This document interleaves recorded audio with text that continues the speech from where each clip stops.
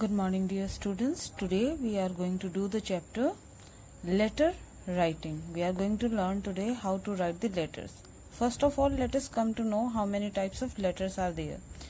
The letters are divided into two categories, the formal letters and informal letters. First of all, let us come to know to whom do we write formal letters.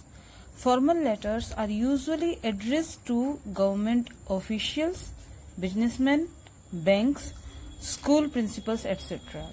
Applications are also placed in this category, and the language used in such letters should be very formal. That is why they are known as formal letters. The informal letters are written to our friends, blood relatives and acquaintance also, etc. जिन्हें हम जानते हैं, जिनके साथ हमारा कोई relation होता है, उन्हें हम इनफॉर्मल लेटर्स लिखते हैं. The formal letters are further divided into three more categories. Business letters.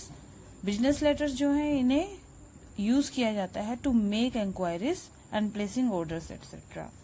Second is official letters. Official letters क्या होते हैं? They are written to make request and drawing attention to lack of civic amenities etc.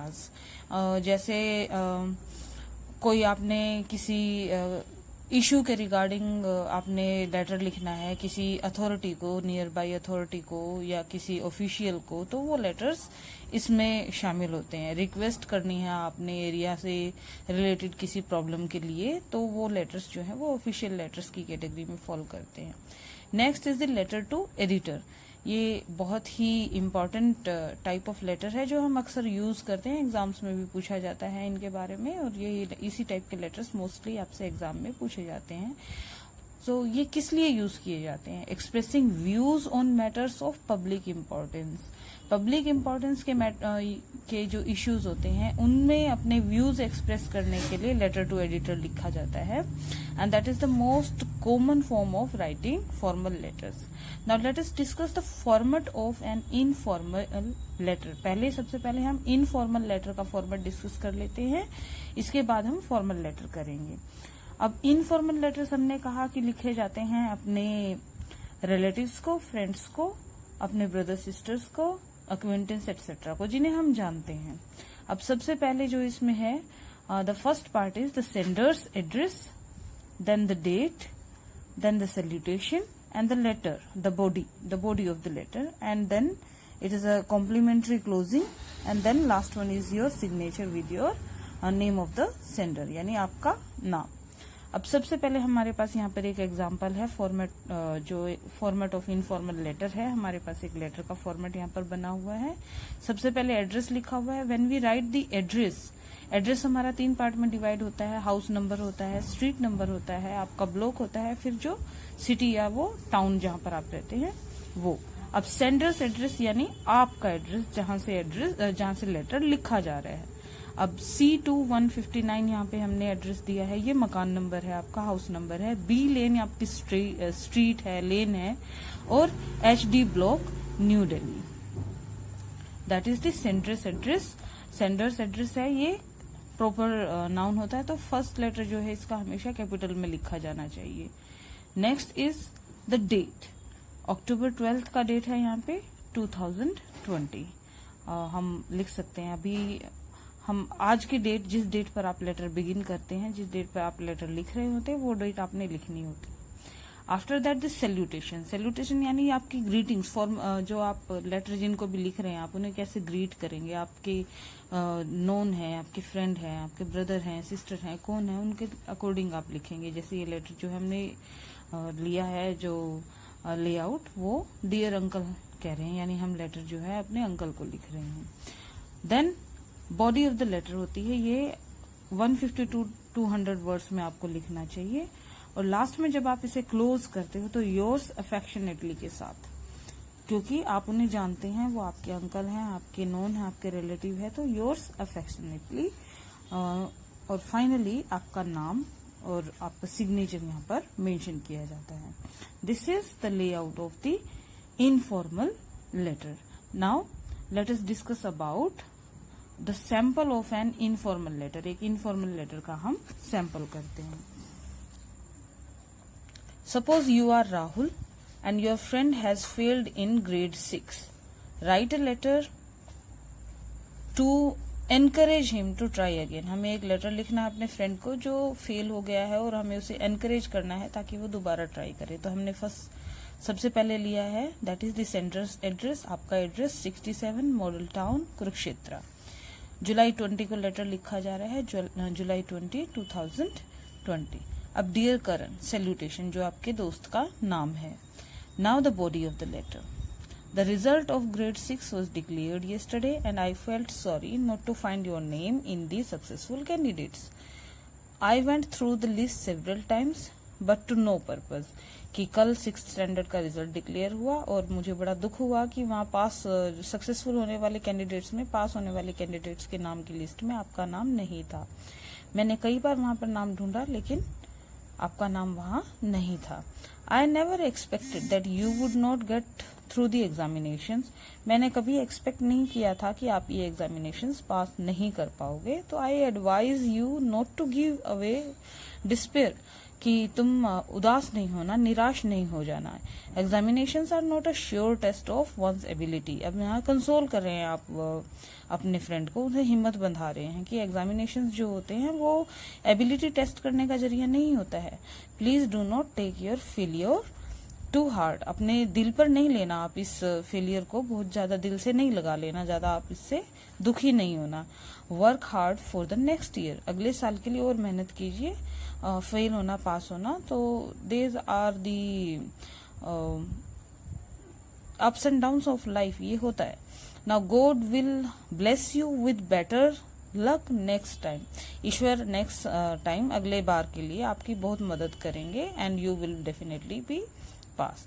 इस तरीके से हमने letter को close किया और लास्ट में इन्होंने लिखा है योर्स लविंगली, क्योंकि वो आपका दोस्त है तो आप योर्स लविंगली लिख सकते हैं. एंड फाइनली आपका नाम. This is the format, this is the sample of an informal letter. Informal letter को इस तरीके से लिखा जाता है. Now let us discuss the sample layout of a formal letter. Formal letter का स्ट्रक्चर क्या होता है, कितने पार्ट्स में डिवाइड होता है वो, और हम उसे कैसे लिख सकते हैं. फॉर्मल लेटर 8 डिफरेंट पार्ट्स में डिवाइड होता है. First one is the sender's address, second is the date, third one is the title और the designation of the addressee and the address of the addressee. Then the salutation, the subject, then the salutation, then body of the letter, then the subscription part, your signature. signature के नीचे आपका full name और designation अगर आपका कोई है तो वो आप लिखते हैं. now let us discuss it. हमने यहाँ एड्रेस लिया, सेंडर्स एड्रेस यानी आपका address, like 12th Hari Kishan Avenue, कदार, चेन्नई. ये चेन्नई से लिखा जा रहा है. देखिए फर्स्ट लेटर सबका कैपिटल है क्योंकि ये प्रॉपर नाउन में लिखा जाता है. जब आप एड्रेस लिख रहे होते हैं तो फर्स्ट लेटर उसका कैपिटल होना चाहिए. After writing your address, date July 25 इन्होंने मेंशन किया है तो आप वो डेट डालेंगे जिस डेट पर आप लेटर लिख रहे हैं. Third one is the title या डेजिग्नेशन ऑफ द एड्रेसी. आप किसे लेटर लिख रहे हैं. सपोज हम एक एडिटर को लेटर लिख रहे हैं तो दी एडिटर. ये अगर आप स्कूल के प्रिंसिपल को लिख रहे हैं तो द प्रिंसिपल हो सकता है. अगर आप किसी नियर बाय पुलिस स्टेशन के एसएचओ को लिख रहे हैं तो दी एसएचओ हो सकता है. या अगर आप किसी कंपनी के एमडी को लिख रहे हैं तो दी मैनेजिंग डायरेक्टर हो सकता है. तो दी डेजिग्नेशन, जिसको भी लेटर लिख रहे हैं उनका डेजिग्नेशन क्या है वो.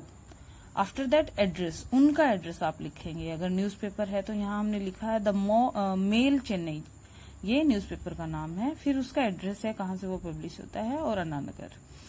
यहाँ ये कंप्लीट एड्रेस है एड्रेसी का जिसको लेटर लिखा जा रहा है. Next is the subject. Subject में आप लिखेंगे कि किस रीजन से आप लिख रहे हैं. ये बहुत ही कंसाइज करके, शॉर्ट करके लिखा जाता है. प्रिसिज होके लिखना चाहिए इसको, बहुत लंबी लाइंस में नहीं लिखना चाहिए. जैसे कंप्लेंट है तो सपोज कीजिए कि आपके एरिया में फ्रीक्वेंट पावर कट होता है तो complaint against frequent power cut, ये लिखा जा सकता है। अगर आप रोड रेज के प्रॉब्लम से, जैसे रोड पे एक्सीडेंट्स होते हैं बहुत ज्यादा स्पीड की वजह से, तो वो आप लिख सकते हैं in increasing numbers of road accident due to the road rage etcetera. ये आपका सब्जेक्ट होता है और बहुत ही शॉर्ट फॉर्म में आपने इसे लिखना चाहिए। फिर उसके बाद आप सैल्यूटेशन लिखते हैं, डियर सर भी मेंशन किया जाता है और बिना इसके भी आप लिख सकते हैं। Now the body part. अब बॉडी पार्ट को हम फर्दर 3 या 4 पैराग्राफ में डिवाइड करते हैं। कैसे? क्योंकि जो फर्स्ट जो पैराग्राफ हमारा होता है ये आपका होता है इंट्रोडक्शन ऑफ द लेटर। आप लेटर किस रीजन से लिख रहे हैं, your reason for writing, summary और मेन प्रॉब्लम्स, जो प्रॉब्लम आप अराइज करने जा रहे हैं उसका इसमें इंट्रोडक्शन होता है कि व्हाई यू आर राइटिंग। आप लिख सकते हैं कि through the esteemed column of your newspaper, या I am a constant reader of your newspaper and I would like to drag the kind attention of the concerned authority towards the column of your newspaper. इस तरीके से हम हमारा letter जो है वो begin करते हैं। अब पैराग्राफ नंबर जो 2 है, इसमें हम क्या अराइज करेंगे? Problem number 1। अगर आपके पास 1 या 2 प्रॉब्लम है रिलेटेड जिसके रिगार्डिंग आप लेटर लिखना चाह रहे हो, तो आप वो लिखोगे and your proposal to solve it. और आप क्या प्रपोज करते हैं, आप क्या सोल्यूशन देना चाहते हैं उसके लिए, वो आप मेंशन करेंगे। अगर आप 3rd पैराग्राफ बना रहे हैं, अगर आपके पास 1 से ज्यादा प्रॉब्लम है तो आप 3rd पैराग्राफ फ्रेम करेंगे और इसमें आप ये बताएंगे कि आपके क्या सजेशन है, आप कैसे इसे सोल्व कर सकते हैं, आपकी तरफ से क्या एडवाइस है इसको सोल्व करने के लिए, वो आप सजेस्ट कर सकते हैं। फाइनली जब हम बॉडी को कंक्लूज करते हैं, ये लास्ट पैराग्राफ होता है, ये समरी होती है how the problem should be solve, की प्रॉब्लम को किस प्रकार सोल्व किया जाना चाहिए। और फाइनली जो हमारा सब्सक्रिप्शन पार्ट है, इसमें योर्स फेथफुली या योर्स सिंसियरली के साथ हम लेटर को एंड करते हैं। फिर यहाँ आपका सिग्नेचर होगा उसके नीचे and just below that your full name, अगर डेजिग्नेशन आपका कोई डेजिग्नेशन है तो वो, and date you can mention here. Now let us take a sample formal letter. एक सैंपल ले लेते हैं फॉर्मल लेटर्स का। How do we write a formal letter?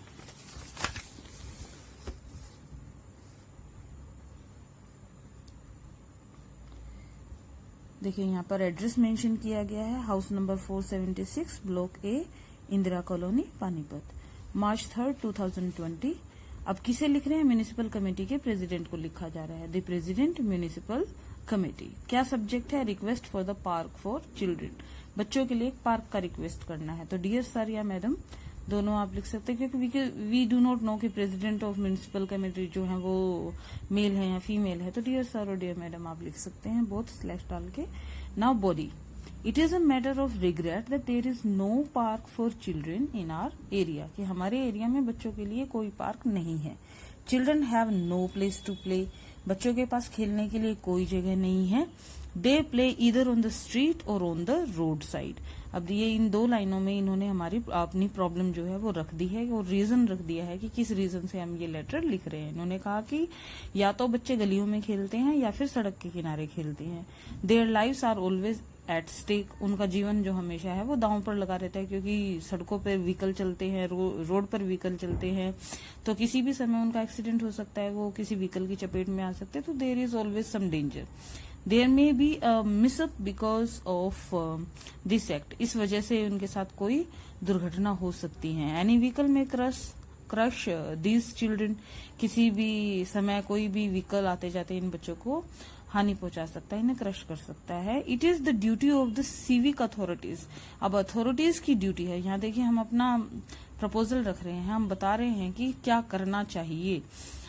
To look into this need of their tiny citizens, की ये जो authorities है उनका फर्ज बनता है कि वो अपने इन छोटे सिटीजन्स का भी ध्यान रखें।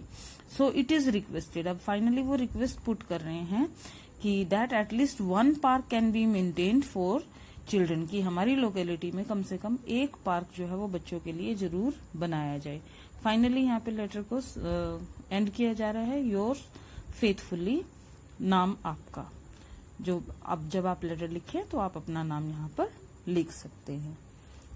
आई hope children this is going to help you out how to write a formal letter, and the chapter is going to be useful to you.